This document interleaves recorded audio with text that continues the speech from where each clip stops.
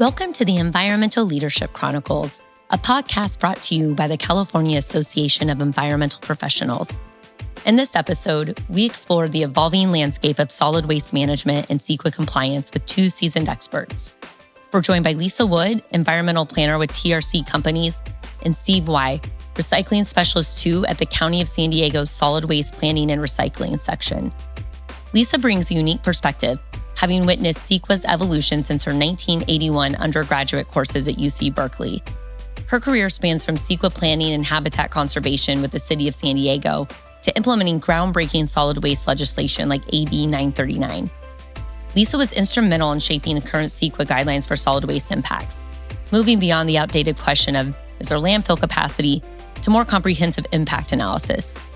Steve joins us to discuss San Diego County's innovative approaches to organic waste diversion and the practical challenges of meeting state mandates like SB 1383, which requires a 75% reduction in organic waste disposal. From source reduction strategies to new residential waste collection fees in San Diego, this conversation offers practical perspectives on one of our most pressing environmental challenges. Thanks for listening, and we hope you enjoy. Hi, I'm Jessa, and my pronouns are she, her. Hi, I'm Corinne. My pronouns are she, her.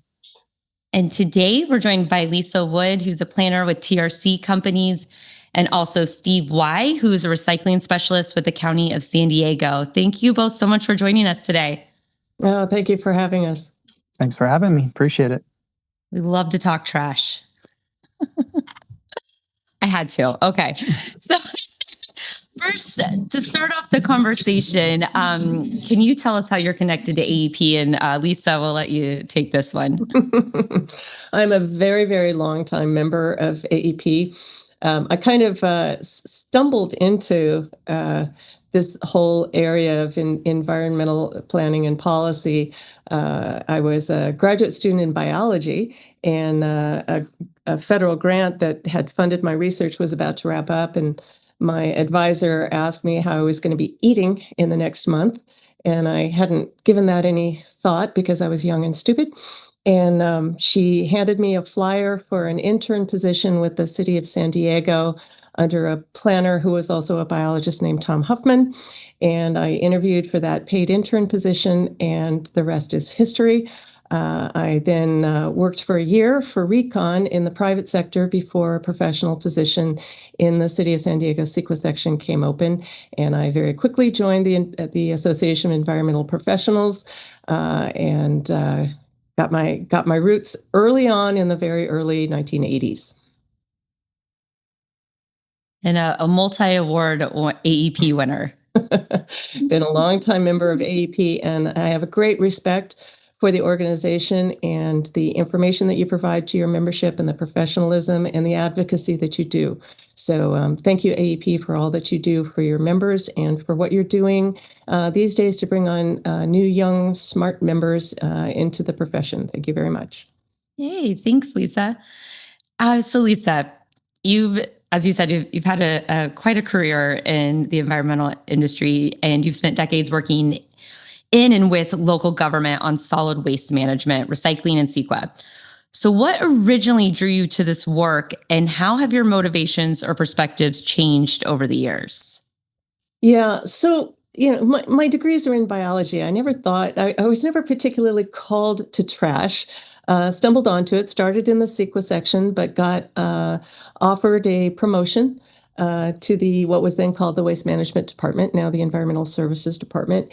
And I'm very glad that it worked out that way. One of the things about my personal way of working with things is I get very bored with a recipe right away. And so I like to take a look at the bigger picture.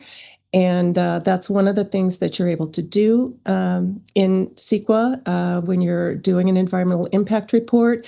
This is usually the case, but in this circumstance, you can use real life experiences and you can take a look at the policy. And so CEQA is naturally a kind of a bigger picture way of looking at project impacts and disclosing them.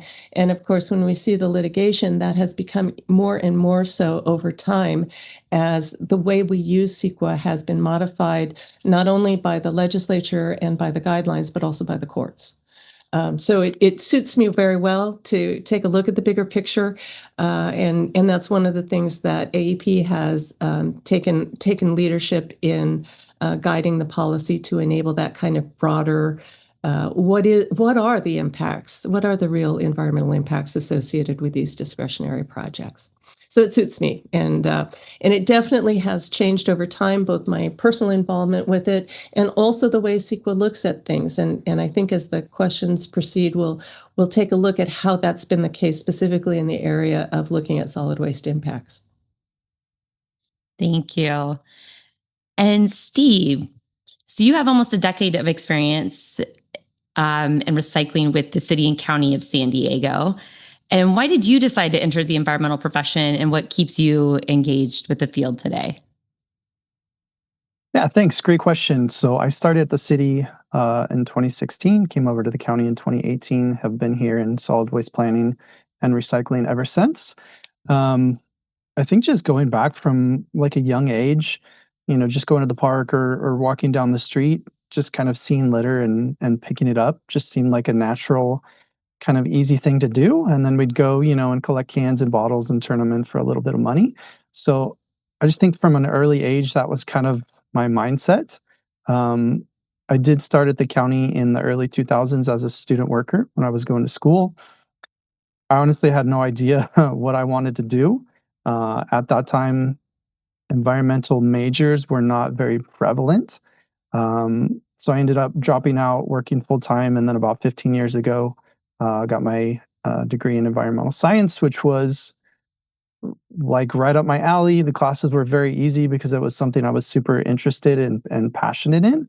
Um, and then as far as what keeps me engaged, I just think it's the kind of ever changing nature. There's always different bills coming down. There's always different laws coming down. But then also the public education and outreach side of waste and recycling in general does take a consistent and constant approach. So, yeah, just keeping up with everything. I mean, definitely keeps us busy, and I think those in our industry definitely have job security, right? So it's something that Lisa and I love to do, and I can definitely see myself, here until I retire. So I love that. That's great. I love the anecdote about picking up litter and cans as a kid. I did that with my grandfather in like rural Iowa. We'd go around, and it's weird because at the time I get so excited if I saw a can, and today I'm like, oh, who threw this out? But when I was younger, I yeah, was like, yes, there's like a dime or whatever it was back in the day. I still yeah, take my cans in. It's just in me. of course. And so before the CEQA guidelines were updated, solid waste analysis was often reduced to, is there landfill capacity? What are the biggest shortcomings of that framing? So the analogy I like to draw on that particular shortcoming is let's think about the traffic sections. As most people know, since the changes are fairly recent, we used to look at LOS and now we look at VMT. And the problem with LOS is, what are the streets? Are the streets capable of taking your additional traffic or not? That doesn't really get at what are the traffic impacts from your project. It gets at how good is your street system, right? So if you get lucky, you're in on a street that already has LOSA and you're only changing it to a different level of LOSA or maybe LOSB, you're still fine. That's not a significant impact, right? If you happen to be the one to knock it over, you're a problem. So that's not getting at who's really causing the problem. So now that we've moved to VMT, it's a much better way of looking at it. So with looking only at is there landfill capacity, it's the same thing. It's the same thing. You're just looking at how good an infrastructure provision is there, not what are the actual impacts from your project. Now let's switch over to another issue area. Let's switch over and consider how we look at land use impacts. So the fact of the matter is each lead agency has unique circumstances, and Steve can talk about this a little bit more when we talk about the specific solid waste situation for the county, for the unincorporated area, which is what his specialty is in. But within the land use area, again, each local agency has a unique situation. They all have their own unique general plan, their own unique zoning code, their own unique housing elements. And so each lead agency then has to have their own individual way of looking at the potential impacts. Well, as it turns out, the exact same situation occurs with solid waste. The state has passed a number of mandates on local government, just as they've required local government to have a general plan and they've required local government to have a housing element. Well, similarly, they've required local governments to address how they're going to achieve various state mandates, and each one has approached it in their own unique way. So that means for each local government, they have their own way of looking at, are you complying with our, for example, zero waste plan? Are you complying with our source reduction recycling element? So each local government has to have its own lead agency that speaks both CEQA and trash. Lucky for the county of San Diego. And so, Lisa, I mean, speaking of this, you were directly involved in writing the CEQA guidance for solid waste impacts used by AEP in the city of San Diego. So can you tell us a story how you advocated for these changes? It was made very easy for me because, as I mentioned, AEP has been very active over the years in working with OPR, working with the state, following the courts, following the CEQA guidelines, having committees. I was in a committee that was chaired by Betty Dahoney several years ago, looking at what are the changes that are going to be needed to the guidelines. And in that committee, we looked at a number of different issue areas.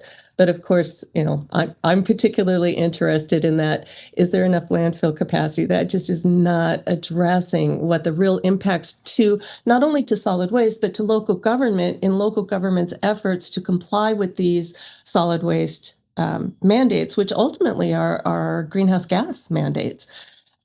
So all I had to do was tell AEP, here's some language, and it's again, based on that. Are you complying with local planning documents language that you find in land use? I provided that language to AEP through the various committees AEP already set up, and I provided it to the city of San Diego through its lobbying. And so the same language was provided by the city of San Diego and by AEP, and shockingly, that's what got included in the guidelines. So if you want to blame if you don't like it, you can blame AEP and blame the city of San Diego because they listened to me. You're like, oh, this looks familiar. And so also on this, how does a newfound focus on local standards, goals, and infrastructure better address impacts from solid waste? So it does and it doesn't. So as somebody who does have an expertise in both trash and CEQA, I was asked that, I still was, when I was still employed by the city of San Diego, even though I was no longer in the city's CEQA section, I still met with them regularly at their meetings where they went over changes to CEQA guidelines, policies, that kind of thing. My department did not do its own CEQA documents. I know, Steve, in the county is set up a little bit differently than the city of San Diego is. But I would, for example, a lot of the work that the Environmental Services Department did was exempt. And I would go ahead and write the exemption and then send it over to the planning department. And the planning department would then take my language and they would do the work to post the exemption for the various projects. So I was still very involved. Okay, so it occurred to them that once the guidelines had changed, hey, we need to understand how do we really address this? What are the thresholds for this? What should the triggers be? So I did a bunch of research to see what other jurisdictions were doing. And some of the jurisdictions that were really at the forefront of this were Santa Monica and Ventura. Some of them had quite elaborate ways of trying to figure out what a threshold trigger should be. Some of them used SIC codes for the proposed discretionary action, and they had individual waste generation rates depending on the square footage in the SIC code. I took a look at that, and even though that was working for them, it was hard on the planners because they had to put a lot of data in. And really, even if you bore down to SIC code, you still are not going to get exactly what the waste generation rate of a particular project is. So what I did was I said, okay, we're just going to have a rule of thumb that any project generates about 3 pounds per square foot in the construction phase and about 3 pounds per square foot in ongoing use of the facility. And if you, the developer, have more specific data that you would prefer to use, you're welcome to use that. As long as you source it, and we can make sure it's a credible source. But we're just going to use that as a rule of thumb to have a very rough trigger of about 60 tons per year, and that's going to trigger the need for you to prepare a waste management plan that's going to identify your specific mitigation measures that can then be incorporated into your MMRP and or your conditions of the permit. All right, so then we had to figure out, well, what are the ways to actually achieve the required mitigation that would be consistent with, for example, the zero waste plan? And that turns out to be very difficult. As Steve can explain to you, one of the state requirements is all of the local governments have to make a bunch of muni code changes from time to time. And we've all had to add a construction and demolition debris ordinance. Unfortunately, the diversion requirements of the construction and demolition debris ordinance falls short of what the state requirements are on local government. So simply complying with the ordinance, and by the way, those ordinances apply not only to discretionary projects, but also to ministerial projects. So, it's just a process that you have to go through. So you don't even need to include it in CEQA, but it doesn't mitigate your CEQA impacts to below a level of significance because it doesn't meet the standards that local governments are being held to. So, so that becomes then a problem. What are you going to include in the waste management plan that is above and beyond simply complying with the ordinances? Because complying with the ordinances does not get you to, in the case of SB 1383, we're going for 75% diversion of organic material from disposal. Okay, so in the city of San Diego, if you're over that 60 ton per year threshold, then you have to prepare a waste management plan, which when I was employed by the city was reviewed by me. Don't know who's reviewing it now. And that would take a look at your construction phase and what are you doing above and beyond complying with the construction and demolition debris ordinance. And there are a few things that are pretty standard that can be incorporated into that you can do. And then what are you doing in the ongoing phase? And that's a little bit harder. And that's where it's not always just a checklist. And sometimes we need to stay away from vague mitigation measures. And thank you, AEP, for pointing out that when people say to the extent feasible, you are not doing your client any favors because that is unenforceable and that's not going to hold up in court as mitigating your impacts. On the other hand, there is room for some qualitative. So, for example, while you want to try to hit these numerical goals that the state is foisting upon us, you can also put some qualitative measures in. For example, I often would accept after they've done things like, well, our drought-tolerant landscaping is going to be reducing the amount of organic waste that's generated by the facility, but not by enough. So I would accept things like we have a post-consumer content requirement in not only our building, but in the ongoing use of the facility that is written in. It's a condition of this, that, and the other thing. And so even though that doesn't have a measurable diversion effect, and Steve and I can talk about some of the solid waste policies that are so important. Even though it doesn't address that diversion requirement, it addresses stimulating the market. And that's a qualitative thing. And in the solid waste world, we call that good faith effort. And it's a little bit of hand waving if you're doing something above and beyond that is helping to drive this in the right direction.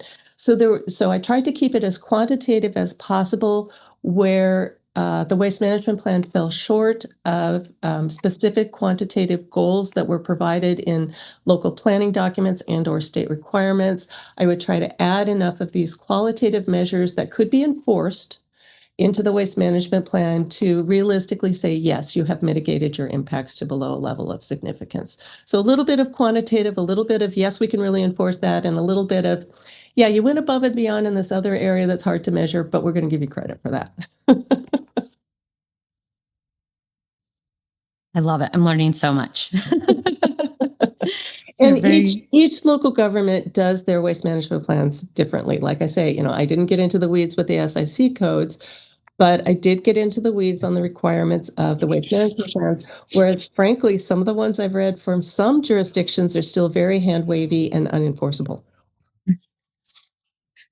Well, and I especially appreciate, of course, the shout outs to AEP, but just, kind of taking our listeners through a way that, being an engaged member in AEP can help get you involved in things you are passionate about, like, whether it's updates to Appendix G or find your niche there. So definitely, shameless plug for anyone listening, doing things like sitting on our ledge committee. Can get you an opportunity to do exactly what Lisa described, which was, have significant rewrites to the things that we as environmental professionals see every day, which is the questions in Appendix G. And really, the ledge, I never served on AEP's ledge committee. I served on the Solid Waste Association North America's legislative task force. And being involved in those is so crucial. As Steve mentioned, the solid waste world is ever changing. New requirements all the time, and some really good things. And we're going to talk about a couple of the newer things that are on the horizon. But as you know, so is CEQA. It is constantly changing, and there are a lot of bills that need to be watched every single session. And it is so interesting to see how those bills are written, how you can advocate for them, and how you can make them better. Because a lot of times the legislators, they don't understand how AEP actually gets implemented. And if they don't have that voice of AEP and that voice of this is what it's like in the trenches, you're not going to get good legislation out of Sacramento. So yeah, I just second that shameless plug for getting involved. It's so interesting and you learn so much, and then your ability to be a practitioner is improved as well. And it's fun. And it's fun, Jetha, I just ran into you having a beer. It was great. Yeah, it was great. And here we are. Thank you. Here we are. I'm going to stand outside of, the Capitol building in Sacramento playing Lisa's plea for the importance of having, really informed groups like AEP help write legislation, tailor legislation, because we're the ones implementing it. Exactly. And, there's so many good intentions in Sacramento. And when you see some of the first, second, third, fourth drafts of what's being proposed, it's really important that there's an understanding that the professionals, the team of experts, needs to get a hand in it. Right. And I'm just going to add one little example. Let's say, for example, that Steve is your constituent, and so you've decided that you're going to pass some anti-litter legislation. The worst thing you can do for the anti-litter campaign is to write bad legislation. You have to talk to the people who actually are going to be enforcing that anti-litter legislation. You have to work with the people who are actually implementing it so that you're not making the matter worse for them. Well, I think that's a good segue into this is that, Lisa, you were touching on this a little bit before, is that the fact that the state of California often delegates the specifics and enforcement of state law, including CEQA, to local agencies. And so you need to understand how to interpret it and how to implement it as the state, the regulatory agencies, and as consultants. And so this provides more flexibility, or can provide more flexibility, but also potentially a more complex regulatory landscape. And so how would you describe the differences in solid waste regulations across the county of San Diego and the state of California? And, Steve and Lisa, you can both speak to this and, from your own perspectives. So because it's in the news and people are really worked up about it, and I apologize because this is it's very City of San Diego heavy. But there are a number of different tools that can be used to help encourage behavior in a way that reduces waste. So we've already talked about basically CRV, California Redemption Value. These are deposits that you pay ahead of time, also known as advanced disposal fees. We love these because we tend to get really good compliance. People really do want to get that nickel back or that dime back or whatever. And so you tend to get pretty good return when you have that. On the other hand, if you have an item that people can just throw away, even if it's technically recyclable, sometimes the economics and the reality are not there for it. So let's see. So I was going to confuse myself. I headed off in that direction. Oh, so I wanted to go back to the City of San Diego and one of the unique situations with the City of San Diego. So one of the tools that local government can use is called a variable can rate. So for any of you that have not been living in the City of San Diego, for your and have not been living in an apartment building where you have combined trash, but for any of you that have been living in a single family unit that gets individual pickup and an individual bill, a good way for local government to make sure that you are disposing of as little waste as possible is to charge you more if you want a bigger can. Right? So if you want a bigger can, you're going to have to pay for it. If you want a smaller can, you're going to have to think about it before you buy it, right? So having that variable can rate is a good way to make people think twice before they buy something. All right. Well, the City of San Diego wasn't able to do that because in 1919, the voters decided that they would have the City of San Diego provide this collection just at no cost. with no direct fee. If the City of San Diego couldn't do it just based on how much they were getting paid for the food waste, for example, back in 1919, they could just put it on the property taxes. So the City of San Diego began collecting residential waste from single-family homes for free in the year 1919, and this policy could only be reversed with a vote of the people. Right? Every other jurisdiction in the state, eventually that approach, if they had it at all, ever fell. In Los Angeles was one of the last ones to fall. They were able to repeal it with a vote of their council, and they did. They didn't have to go to a vote of the people, and they did repeal that. And there was great celebration because with the new influx of people actually paying for their trash collection, they were able to expand police services and a number of other public services that had been getting short shrift because Prop 13 limits the amount of property taxes you get back from the state. And so any jurisdiction that still had that on the books was really struggling to provide streets and parks and police services because they were paying for trash collection that everybody else was paying by fee. All right. So to my great surprise, after I retired in the year 2020 from the City of San Diego, the voters passed a repeal of the People's Ordinance of 1919. And that is taking place on July 1st. So that is taking place next week. And man, have I heard people very upset about it. Now, I'm not involved. I'm retired now from the city, so I don't know the details of implementation. And I know that there is a lawsuit about it. I don't know how that will go. But I do know that the big picture is that the voters voted to repeal the People's Ordinance of 1919 and will now be paying directly for city services, which means that this option of a variable can rate is now available to the City of San Diego. Both the city and the county for who provides the collection for services not provided directly by the City of San Diego pursuant to the People's Ordinance. The city and the county both have what's called a non-exclusive franchise system. So in the City of San Diego for commercial and for multifamily, you can pick. You can pick from any of the major solid waste providers that have enrolled in the city's franchise system. And in the county, you can pick from any of pretty much the same solid waste services that have enrolled in the counties. non-exclusive franchise system. That's not the way the other jurisdictions within the County of San Diego have set up their solid waste. So, for example, if you live within the city of La Mesa, EDCO is your hauler. And EDCO has an exclusive franchise with the city of La Mesa to provide the services for the city of La Mesa. So just, a little bit of how that works.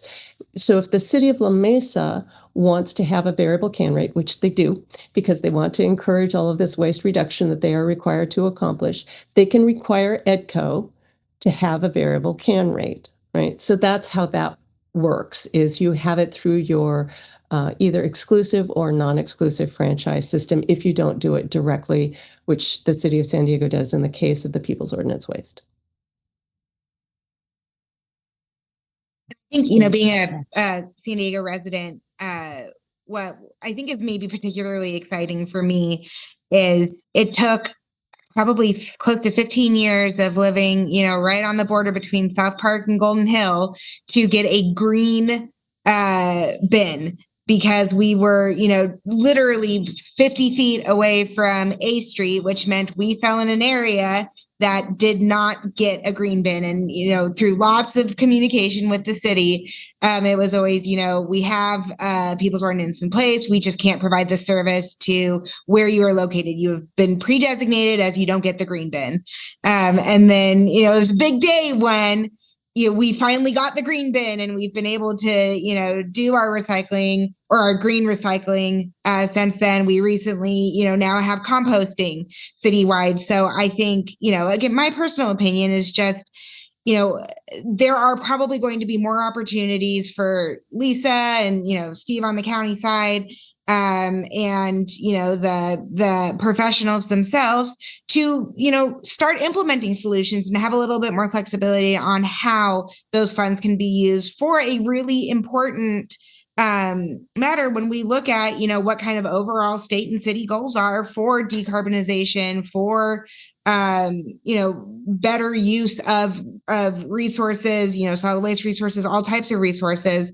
I'm excited to see the flexibility and what the city's able to do with it. Well, and it's clearing up some problems because we had exactly the opposite issue in Mission Beach. In Mission Beach, they did not want to have those green bins when they got issued those green bins. They wanted to have twice a week trash collection, not an additional green bin. And that is because they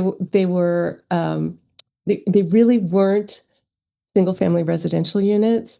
They were basically weekenders that were coming over and renting short-term rentals, which should not have qualified for People's Ordinance Waste. But the owners of those facilities were very well connected and very political. And the next thing you know, they were in Kevin Faulkner's district, and then Kevin Faulkner became the mayor. And the next thing you know, they're getting twice a week collection, which our attorneys were suggesting that was not an acceptable use of city funds. That was a gift of public funds, which is prohibited. So all of these problems of you wanting the green bin, but we not having the money to provide it because the People's Ordinance made us always so strapped for cash. And then people didn't want it, but they want it twice a week. That all goes by the wayside. Now, if you want twice a week collection, y'all get to pay for it. Have fun with that. Because it's a variable can right now. And if you're not doing something with your short-term rental to keep those Arizona partiers from generating so much trash, then shame on you, because that's one of those ongoing policies that you could address. Let your renters know before they come over here. They're not allowed to cram 1 million pizza boxes into the black can. The blue cans. Put them in the blue cans and pay for a sufficient number of the blue cans, because recycling is not without its impacts either. And I think we're going to come to a question in a minute that's going to talk about how recycling is it's better than throwing it in the landfill in most cases, but it has its issues also.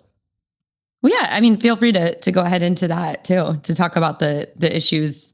Okay. Well, I think you had a question about how are solid waste impacts different from greenhouse gases, and I was going to change it and say, well, actually, how are they similar to greenhouse gases? Let me ask it So you can go.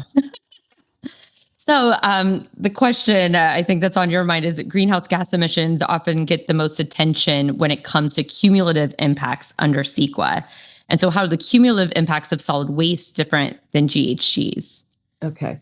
So with greenhouse gases, you're when you're talking about local impacts, you're talking about air quality, really.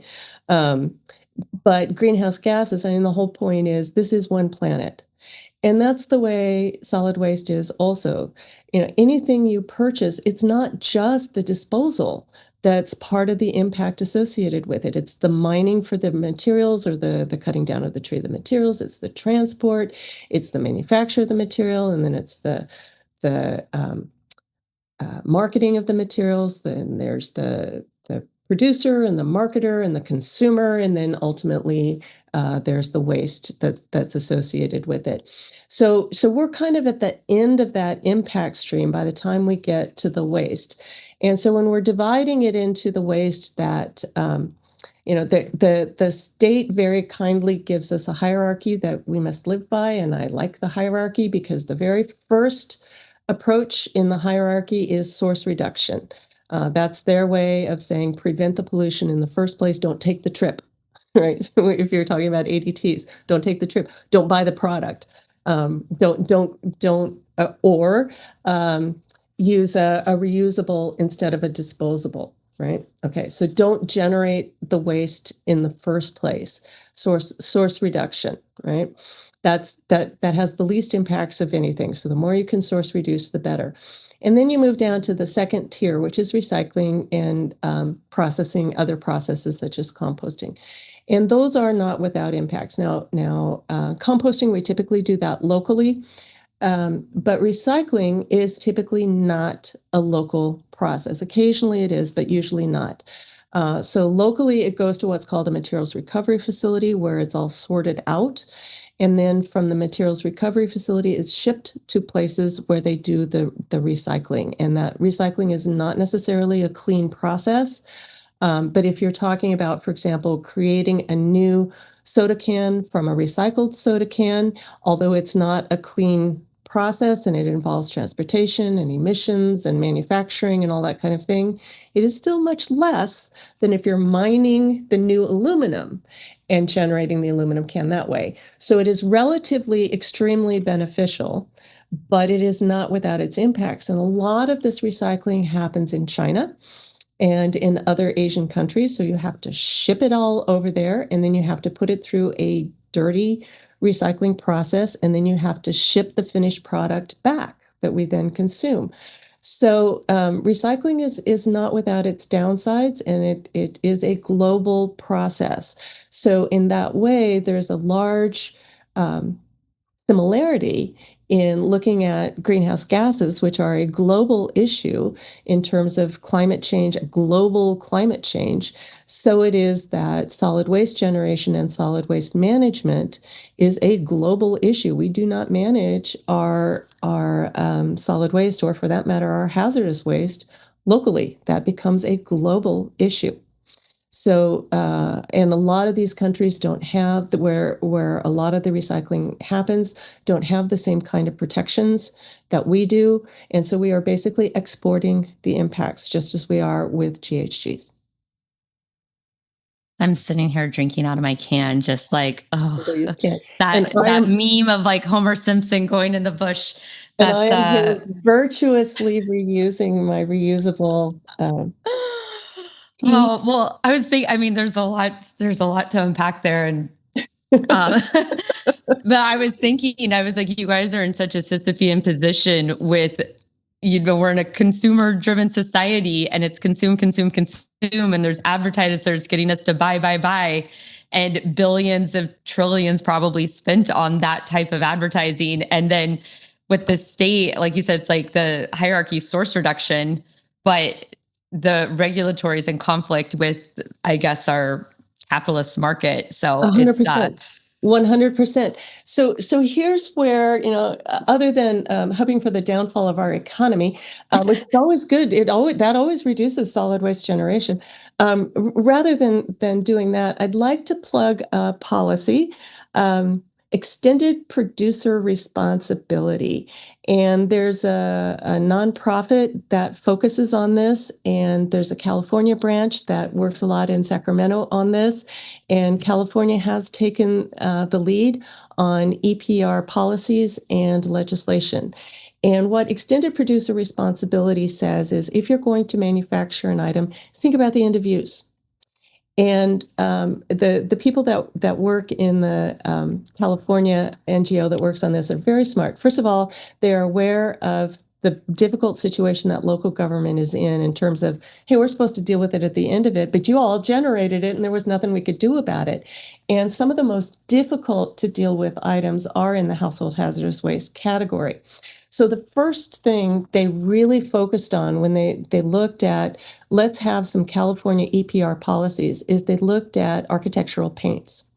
And so you probably know that we now have paint care, and it's now super easy to recycle your architectural paint when you have leftover paint. And that's because of this organization working with the state legislature, working with local governments to say, hey, we know that the biggest, most expensive item that you're getting in your household hazardous waste programs is architectural paint. Let us help you prevent that problem. And so now, and they worked with the paint industry. They worked with all of the stakeholders in it, and they came up with a program that really works. And they're kind of working their way down. The one that is in the spotlight right now is textiles. CalRecycle has a July webinar that's going to be available on the new textile EPR that has been passed in California, and it's one of the leading edges on these extended producer responsibility initiatives. And so, household hazardous waste and solar panels and textiles and interior lighting and all these kind of things, just going item by item. What are the problematic materials that are difficult, that are clogging up our waste stream, that are making it difficult for local government, that are making it difficult to comply with all of these mandates, and that are truly a pollution problem? How do we tackle them in a way that works for the manufacturers? They're the ones making it. They're the ones. So extended producer responsibility, when thoughtfully done, can really help prevent the problem ahead of time. When you buy a tire now, you have to pay so that your old tire, it's transparent to you. You get your new tire, you don't even have to worry about that old tire, and it's not going to go in a canyon somewhere. Tires are very problematic. You try putting a tire in the landfill, it's not going to work. They float. They mess up the entire landfill. You just can't do it. So going item by item with extended producer responsibility, it's going to take us a while because boy, do we have a lot of items that we potentially purchase. Some items are more problematic than others. So EPR really focuses on the more problematic ones first.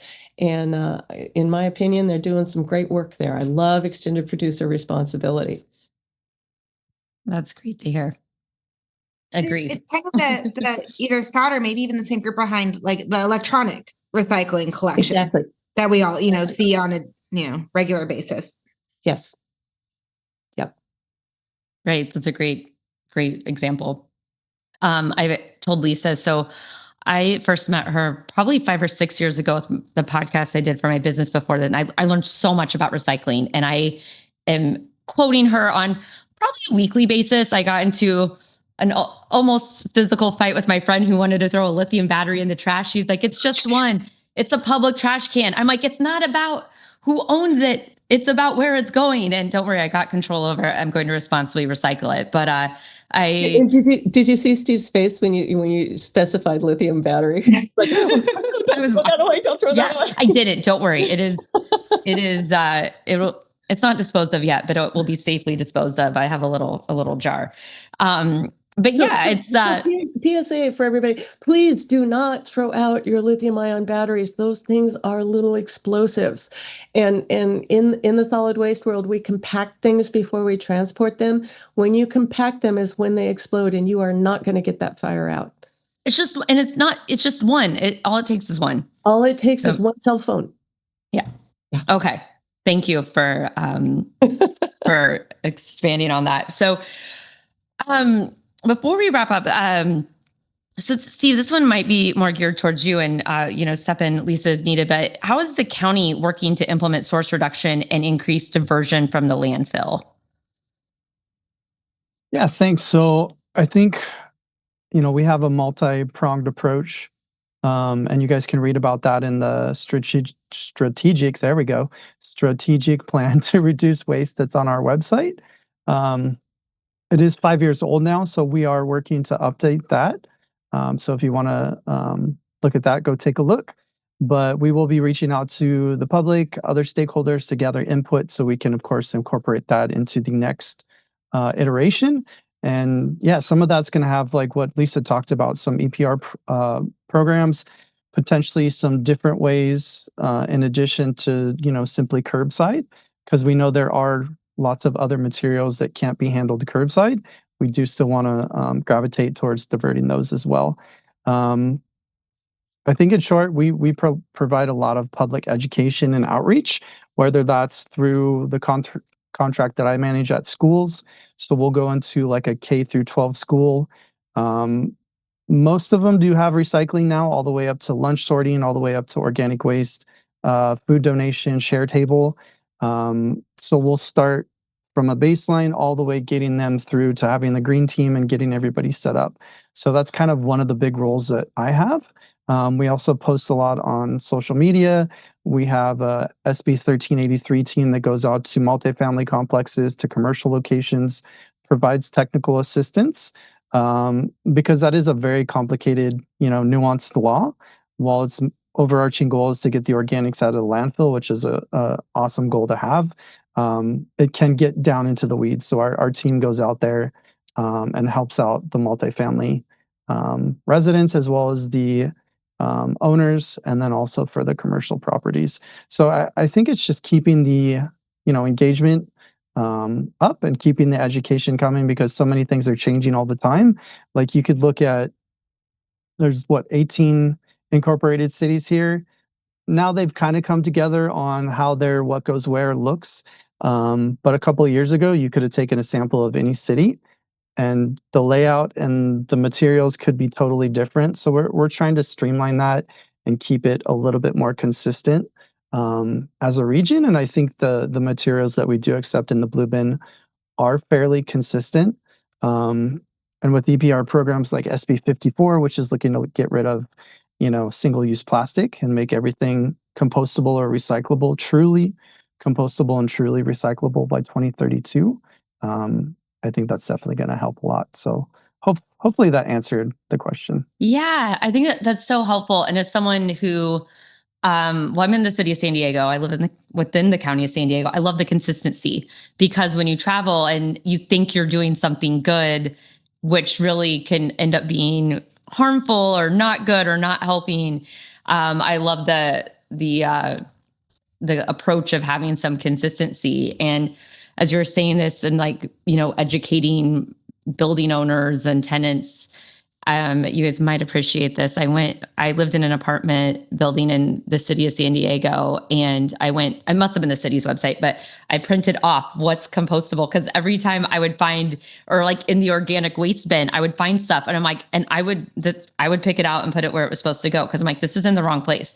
And so I printed it out and I just taped it in the little bin area, like the little trash closet. They took my signs down and put up their own, though, the manager. So I was like, okay, that's a little victory.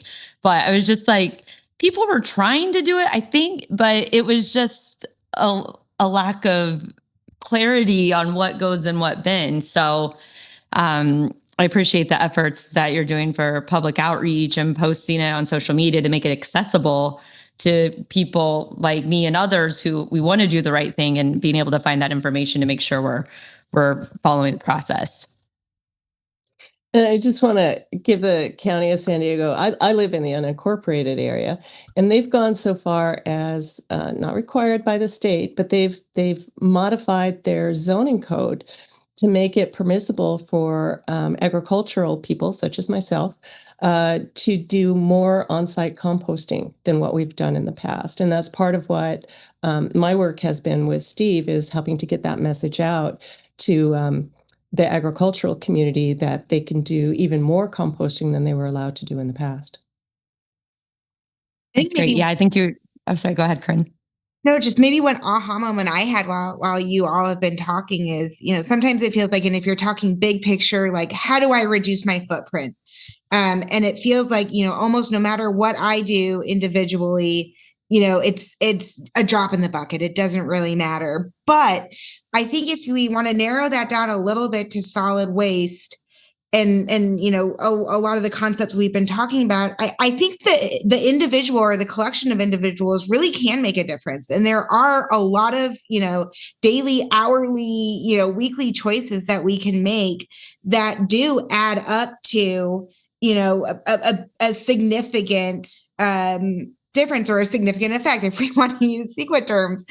And I so appreciate hearing you guys talk about, kind of everything. It's what are we doing to make it easier or better for individuals to either make choices or make the right choices? And then also, what are we doing for like those larger components, family housing, whether it's, commercial uses? And then maybe curious to hear if there's anything, for the really big waste generators, like is there anything that the city or the county are doing, or something we can look for to kind of, complete that circle so that we are holistically looking at all aspects of solid waste generation? And maybe am I right even in a hypothesis that like this is one area that individuals can contribute?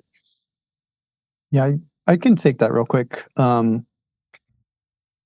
A couple of years ago, we went through county facilities. All the county facilities got a baseline of kind of what they generate, schedules, bin size, and then came up with some numbers. And the detention center down in Otay Mesa, which is an unincorporated county, is the largest, we believe, is the largest waste generator in the entire unincorporated county. So we are working with them. Lisa has been nice enough to provide her expertise to work on an on-site composting program to potentially handle the entire breadth of their organic waste, from food scraps to food soil paper to yard trimmings. So we just provided them with a report, some on-site composting options, and then they're also doing, teaching the inmates on composting science, on composting practicality. So when they get out, they have some skills, job skills, and different things. So that was something really interesting and fun to kind of work on. But we are looking at, kind of the larger generators and not necessarily tackling those first, but they definitely are on our radar, and we do want to get them, technical assistance, help them out where we can. So, and honestly, the first step of requiring local governments to have these C&D ordinances, that was huge, because by weight, C&D is a huge contributor to the waste stream. So the more of that you can keep out of, and everybody knows by C&D I mean construction and demolition debris, the more of that you can keep out of the landfill, the better. Great. Well, thank you guys so much. We're about at the time. So before we get into the wrap up rapid fire, though, was there anything, we covered a lot in a very short amount of time. So thank you so much. But I want to see if there's anything else any parting words. If not, we'll jump into the ending, but wanted to give you a platform if there's anything we missed. Try to avoid single use stuff when you can, right? I know, when you can. I live in this world too. And try to buy products that last longer. Don't change your wardrobe every 6 months, right?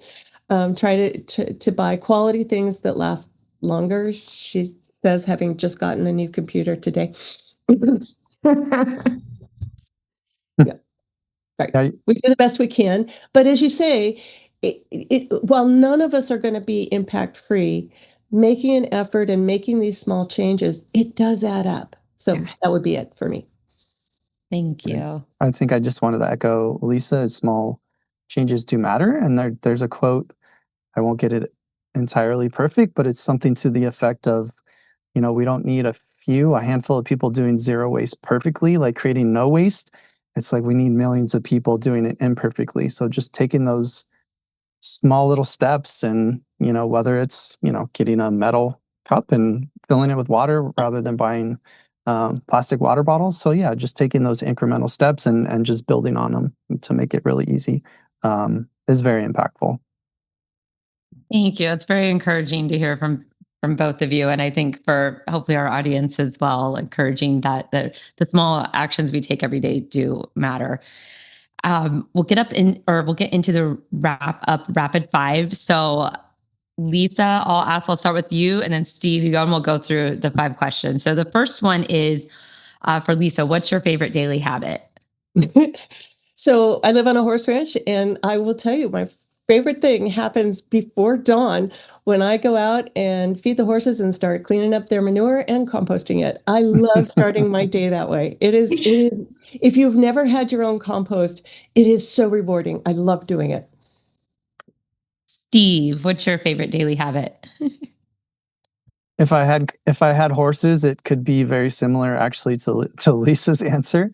I do not, and I get a lot of joy of collecting the food scraps and going down to the bin and turning and adding water and adding the browns and just seeing something that starts out as what used to be quote unquote garbage is now turning into the compost, which has so many amazing benefits. So I would say that, and then also just getting outside and taking like a little walk break at work, I think is really important just for mental health, get some sunshine and get some exercise. Yes. Lisa, what are 3 things you would bring to a deserted island? So I saw the movie Castaway, so I know the answer to this. A lifetime supply of pizza, a volleyball, and a dentist. That's just you could use the ice skate as the dentist though, right? From Castaway. Just knock it out.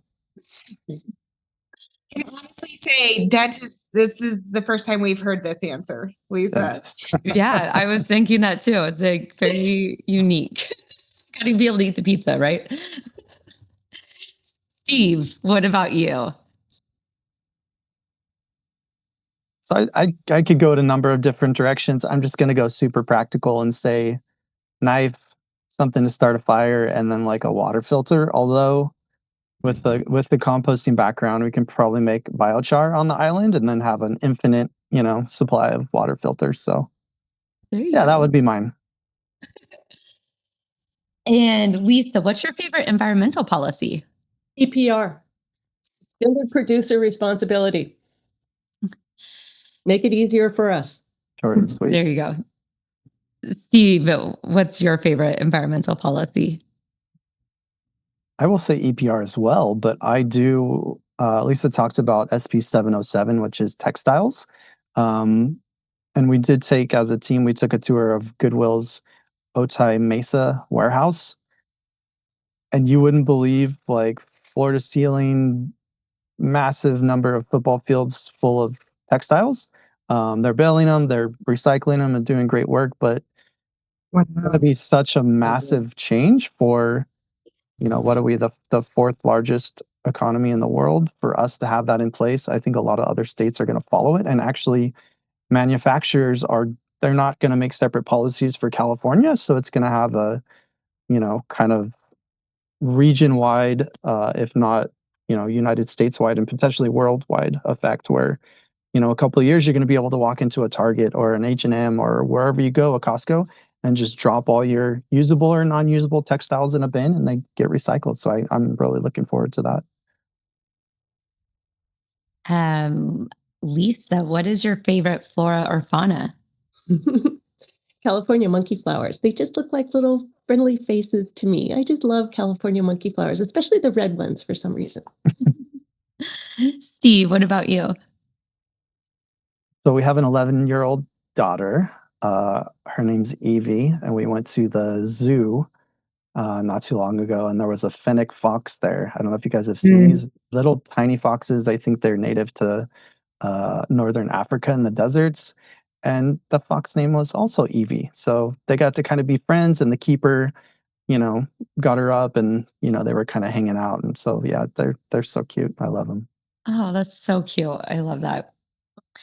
Okay, and to wrap this up, finish this sentence, and we'll start with Lisa. Wouldn't it be cool if? Well, I'm going to jump on how Steve started his. Wouldn't it be cool if people stopped littering? Yes, and Steve, wouldn't it be cool if? I have so many responses coming into my brain now, but I'm going to pull out the recycling one and just say, I think we're moving along this direction anyway. Wouldn't it be cool if you looked at a product, saw that it had the chasing arrows, and just knew that it was actually recyclable? And I think we are getting very close to being there with SB 343, which mandates if it's not recyclable, like you can't hold the chasing arrows. And then also with SB 54s, eventually by I think 2032 is going to eliminate non-recyclable, non-compostable items. So I really look forward to that world where you can flip over something you're not sure about and be confident. And if you see the chasing arrows, it goes in the blue bin. Love it. Thank you guys so much for joining me. I learned so much, wealth of knowledge, wealth of information, and appreciate you guys joining us. Thank you so much for the opportunity. Yeah, thanks as well. My pleasure.